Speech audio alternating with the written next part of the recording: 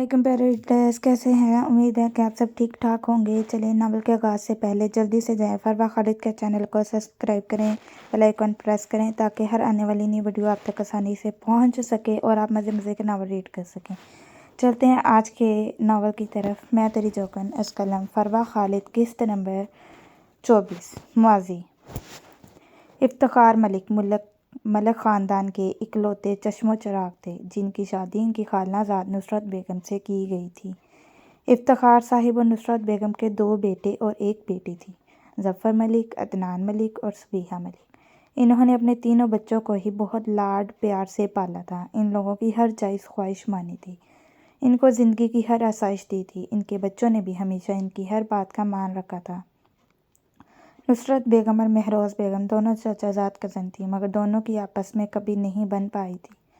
دونوں میں شروع دن سے ہی مقابلہ بازی رہی تھی۔ دونوں ہی فہیم سلطان کو پسند کرتی تھی، مگر یہاں نصرت بیگم کو گہری مات ہوئی تھی اور یہ ہار وہ کبھی بھول نہیں پائی تھی، جس بات کا بدلہ وہ افتخار ملک سے شادی ہو جانے کے بعد بھی مہروز بیگم سے لیتی رہی تھی۔ مگر کم مہروز بیگم بھی نہیں رہی تھی۔ فہیم سلطان دولت اور حیثیت میں افتخار ملک سے کافی زیادہ تھے۔ فہیم سلطان اور مہروز بیگم کے 3 بیٹے تھے، اکبر سلطان، شہزیب سلطان اور نوریز سلطان۔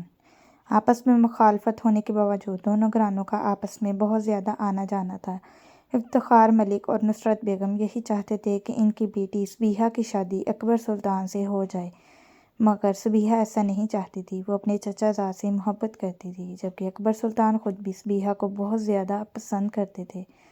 صبیحہ کے بہت زیادہ احتجاج کے باوجود ان کی شادی اکبر سلطان سے کروا دی گئی تھی، مگر شادی ہو جانے کے بعد بھی صبیحہ بیگم سخت مزاج سے اکبر سلطان کو قبول نہیں کر پائی تھی۔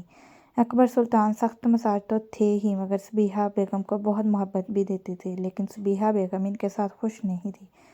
جب ایک دن لڑائی کے دوران انہوں نے اکبر سلطان پر یہ بات واضح بھی کر دی تھی کہ ان کی یہ شادی زبردستی کی گئی ہے اور وہ اپنے کزن سے محبت کرتی ہیں، جو بات سن کر اکبر سلطان کی مردانہ انا جاگ اٹھی تھی۔ انہوں نے غصے میں صبیحہ بیگم پر ہاتھ اٹھایا تھا۔ ان دونوں کی بیٹی عنابیہ اکبر 2 سال کی تھی۔ صبیحہ بیگم کے ساتھ مہروز بیگم کا رویہ ہمیشہ سے برا ہی رہا تھا۔ وہ کبھی بھی نہیں چاہتی تھی کہ نصرت بیگم جیسی چال باز عورت کی بیٹی ان کے گھر آئے، اور صبیحہ کے طور طریقے دیکھ ان کی ناپسندگی صبیحہ کے لیے مزید بڑھ گئی تھی۔ صبیحہ بیگم نے بھی کبھی بھی اکبر سلطان کی محبت کا جواب محبت سے نہیں دیا تھا۔ وہ ہر بار کچھ نہ کچھ ایسا کر دیتی تھی جس سے پوری سلطان حویلی میں بدمزگی پھیل جاتی تھی۔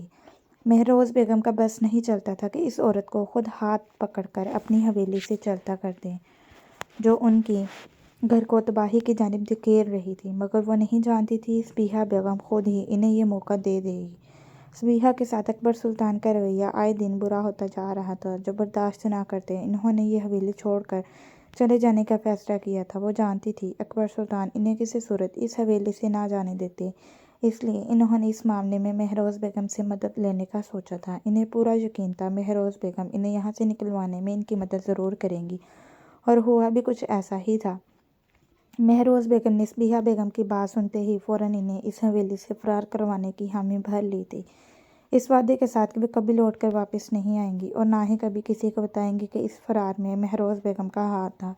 صبیحہ بیگم نے آرام سے حامی بھر لی تھی، انہیں یہاں سے فرار کے سوا اور کچھ نہیں چاہیے تھا۔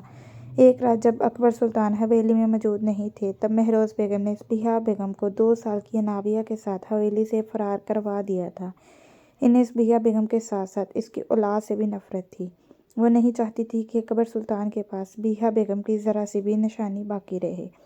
وہ اکبر سلطان کی شادی اپنی بھتیجی سے کرنے کا ارادہ رکھتی تھی، مگر جیسے ہی اگلے دن صبیحہ بیگم کی فرار کی خبر باہر نکلی، ہر طرف کوہرام مچ گیا تھا۔ صبیحہ بیگم کہاں گئی تھی کسی کو کچھ پتہ نہیں تھا۔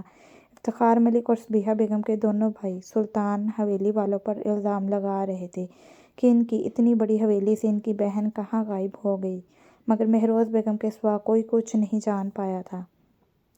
اکبر سلطان کی مردانہ انا کو بہت بری طرح ٹھیس پہنچی تھی جب ایک دن صبیحہ بیگم کی جانب سے آئے طلاق کے نوٹس نے رہی سہی کسر بھی پوری کر دی تھی۔ اکبر سلطان نے طلاق دینے سے صاف انکار کر دیا تھا۔ وہ اس عورت کو کسی قیمت پر اتنی آسانی کے ساتھ آزادی نہیں دینے والے تھے جس نے ان کی عزت کے ساتھ کھلواڑ کیا تھا۔ انہیں اتنا بڑا دھوکہ دیا تھا اور ساتھ ہی ان کی بیٹی کو بھی چھین لیا تھا ان سے۔ مہروز بیگم نے بیٹے کو بہت زیادہ سمجھایا تھا مگر وہ طلاق دینے کو کسی صورت نہیں مانے تھے اور صبیحہ بیگم کو ڈھونڈنے کی کوشش جاری رکھی تھی۔ انہیں صبیحہ بیگم کی جانب سے جان سے مارنے کی دھمکیاں دی جا رہی تھیں مگر وہ تب بھی طلاق دینے پر راضی نہیں ہوئے تھے، لیکن انہیں اس بات کا بالکل بھی اندازہ نہیں تھا کہ ان کی یہ ضد ان کے خاندان کا کتنا بڑا نقصان کروا دے گی۔ اکبر سلطان اور ان کے چھوٹے بھائی شاہ زیب سلطان کسی کام کے سلسلے میں شہر جا رہے تھے جب راستے میں ہی اکبر سلطان پر قاتلانہ حملہ کیا گیا تھا، جن کے نتیجے میں اکبر سلطان تو معجزانہ طور پر بچ گئے تھے، شاہ زیب سلطان اپنی جان سے ہاتھ دھو بیٹھے تھے۔ بنا کسی قصور کے انہیں موت کی بھینٹ چڑھا دیا گیا تھا۔ شاہ زیب سلطان کا ایک ہی بیٹا شاہویر سلطان تھا، جبکہ شاہویر کی پیدائش کے چند سال بعد ہی ان کی وائف کی ڈیتھ ہو گئی تھی۔ دوسروں کی دشمنی میں شاہ زیب سلطان اپنی جان گنواتے اپنے لاڈلے بیٹے کو ہمیشہ کے لیے اکیلا چھوڑ گئے تھے۔ سلطان حویلی والوں کے لیے بہت بڑا صدمہ تھا۔ مہروز بیگم نہ جانے کتنے ہی عرصہ اس شوق سے باہر نہیں آ پائی تھی۔ وہ اکثر اپنا ہی ماتھا پیٹنے لگ جاتی تھی کہ اگر اس رات صبیحہ کو فرار کروانے کی بجائے وہ اسے سمجھا کر اکبر کے ساتھ رہنے پر منا لیتی تو آج اپنے جوان بیٹے کا جنازہ نہ دیکھنا پڑتا۔ کچھ لوگوں نے اس سب کا الزام ملک حویلی والوں پر بھی لگایا تھا مگر افتخار ملک نے خاص طور پر آ کر واضح کر دیا تھا کہ ان کا ان کی بیٹی کے ساتھ کوئی رابطہ نہیں ہے، انہیں اور ان کے بیٹوں کو اس دشمنی میں نہ گھسیٹا جائے۔ یہ سب ہونے کے بعد بھی اکبر سلطان نے صبیحہ بیگم کو طلاق نہیں دی تھی، بلکہ ان کا انتقام مزید بڑھ گیا تھا۔ اب وہ کسی قیمت پر صبیحہ بیگم کو چھوڑنے کا ارادہ نہیں رکھتے تھے، جس نے ان سے ان کا باپ جیسی شفقت اور محبت نچھاور کرنے والا بھائی چھین لیا تھا۔ مگر ہمیشہ ایسا کہاں ہوتا تھا کہ جو انسان سوچے ویسا ہی ممکن ہو پائے۔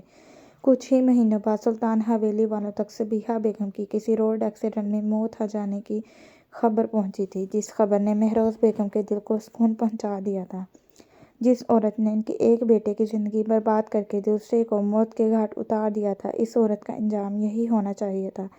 صبیحہ بیگم کی ڈیڈ باڈی کو ملک حویلی لے جایا گیا تھا۔ اس حادثے میں 7 سال کی اناویہ بھی اپنی ماں کے ساتھ ہی تھی مگر وہ معجزانہ طور پر بچ گئی تھی۔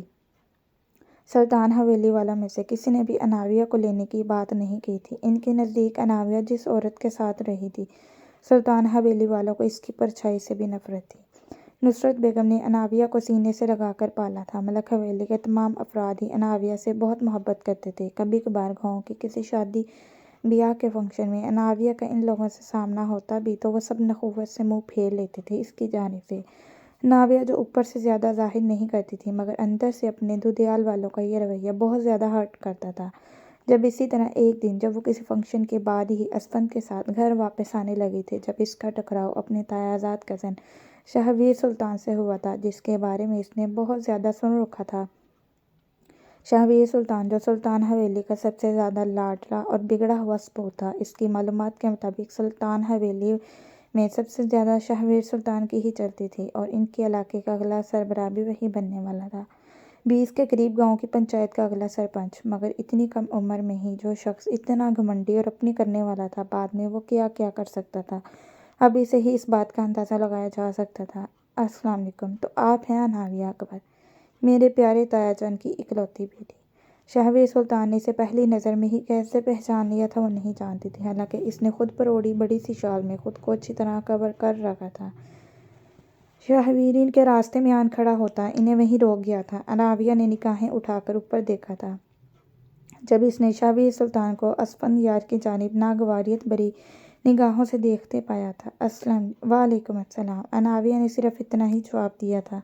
مجھے ناویہ اکبر سلطان سے بہت ضروری بات کرنی ہے، تم انتظار کرو یہاں۔ شاہویر سلطان اسفند یار سے مخاطب ہوتا پورے استحقاق کے ساتھ اناویہ سلطان کا ہاتھ تھامے ایک جانب کھڑی اپنی گاڑی کی جانب بڑھ گیا تھا۔ اناویہ کی کلائی پر اس کی گرفت کافی مضبوط تھی۔ وہاں ارد گرد کھڑے لوگوں کی وجہ سے اناویہ کوئی تماشا نہیں چاہتی تھی، اس لیے خاموشی سے اس کے ساتھ کھینچی چلی گئی تھی۔ یہ کیا بچکانہ حرکت ہے! اناویہ اس کے گاڑی کے قریب قدرے الگ تھلگ حصے میں پہنچتے اس کی گرفت سے اپنا ہاتھ نکالنے کی کوشش کرتی دبے دبے لہجے میں چلائی تھی، جبکہ اس سب میں اس کی شال کا پلو چہرے سے نیچے ڈھلک آیا تھا۔ شاہویر سلطان نے جیسے ہی پلٹ کر اس کی جانب دیکھا تھا، اس کی نگاہیں باقی ہر منظر ہی بھول گئی تھی۔ وہی لمحہ تھا جب اناویہ اکبر کی منموہنی صورت شاہویر سلطان کے دل میں ہمیشہ کے لیے بس گئی تھی۔ اس کے ناک پر چمکتی نتھ میں تو شہبیر سلطان کو اپنا آپ الجھتا محسوس ہوا تھا۔ وہ بہت ہی معصوم سی تھی۔ اس کی یہ معصومیت شہبیر سلطان کا دل اپنے حصار میں جکڑ گئی تھی۔ بچکانہ حرکتیں بچے کرتے ہیں اور یہ حرکت نہایت ہی سمجھدار بھری تھی۔ شہبیر سلطان کو اس کے غصے سے پھولے نتنوں کو دیکھ اس پر پیاری سی لڑکی پر بہت پیار آیا تھا۔ تم بچے ہی ہو شہبیر سلطان، مجھ سے 3 سال چھوٹے ہو تم۔ اناویہ نے اسے باور کراتے وہاں سے پلٹنا چاہا تھا۔ وہ نہیں چاہتی تھی کہ سلطان حویلی کا کوئی فرد اسے یہاں شہبیر کے ساتھ دیکھ کر کوئی نیا ایشو کریٹ کر دے، جب کہ اس کی بات پر شہبیر اپنا کہکہ نہیں روک پایا تھا۔ مطلب کافی زیادہ ریسرچ کر چکی ہو تم مجھ پر، مجھے پہلی نگاہ میں دیکھتے ہی پہچان گئی۔ میرے بارے میں پتہ ہے کہ میں کتنا ضدی انسان ہوں، اس لیے خاموشی سے میرے ساتھ یہاں چل کر آ گئی۔ Very interesting, I am impressed. Shabbir Sultan اس کی شال کا پلو اپنی مٹھی میں دبوچ کر اسے وہیں روک چکا تھا، جبکہ اناویہ اس کی باتوں کے جواب میں لاجواب سی ہوئی تھی۔ ویسے یہ کہاں لکھا ہے کہ 3 سال چھوٹے انسان سے شادی نہیں ہو سکتی؟ شہبیر کے اگلے جملے نے اناویہ کے 14 توق روشن کر دیے تھے۔ وہ اسے اتنے آرام سے شادی کے لیے پرپوز کر گیا تھا۔ وہ بنا کچھ بولے حیرت سے واہ ہوئے ہونٹوں اور پھٹی پھٹی آنکھوں کے ساتھ اسے دیکھ رہی تھی۔ میری ایک بات یاد رکھنا اناویہ اکبر، تم دلہن بنو گی تو صرف شہبیر سلطان کے نام کی۔ تمہارے پاس چند دن ہیں، اپنی تیاری کر لو، کیونکہ بہت جلد تم سلطان حویلی میں لوٹنے والی ہو جو تمہاری اصل جگہ ہے۔ شہبیر سلطان اس کی ٹھوڑی اوپر کر کے اس کے حیرت سے کھلے ہونٹوں کو بند کرتا اس پر نیا بم پھوڑ گیا تھا۔ یہ شخص اتنی بڑی بڑی باتیں اتنے آرام سے جیسے کر لیتا تھا۔ تم مجھے پہلے سے جانتے ہو؟ اناویہ نے اپنی حیرت و بے یقینی پر قابو پاتے سوال کیا تھا۔ بہت پہلے سے، جب سے ہوش سنبھالے ہیں، تمہارے بارے میں ہی تو جاننے لگا ہوں اناویہ اکبر۔ شہبیر سلطان اپنی بات کہتا وہاں سے نکل گیا تھا، جبکہ اناویہ اکبر کو اپنے لفظوں سے وہیں پتھر کا کر گیا تھا۔ شہبیر سلطان نے اس رات اناویہ کو جو کہا تھا وہ صرف باتیں نہیں تھیں۔ 3 دن لگے تھے اس بات کے سچ ہونے میں۔ جب مہروز بیگم اور اکبر سلطان کو ساتھ لیے شہبیر سلطان ملک حویلی آیا تھا اور ان سب کے سامنے اناویہ کے بہت زیادہ احتجاج کے باوجود اسے وہاں سے لے آیا تھا، نہ ہی ملک حویلی والے اناویہ کے جانے سے خوش تھے اور نہ ہی سلطان حویلی والے اس کے آنے سے، مگر شہبیر سلطان کی ضد اور مرضی کے آگے کسی کے نہیں چل پائی تھی۔ ماں اور باپ دونوں کے گزر جانے کے بعد شہبیر سلطان حویلی کے ہر فرد کی آنکھوں کا تارا بن گیا تھا۔ مہروز بیگم اور فہیم سلطان نے اسے اپنے سینے سے لگا کر رکھا تھا۔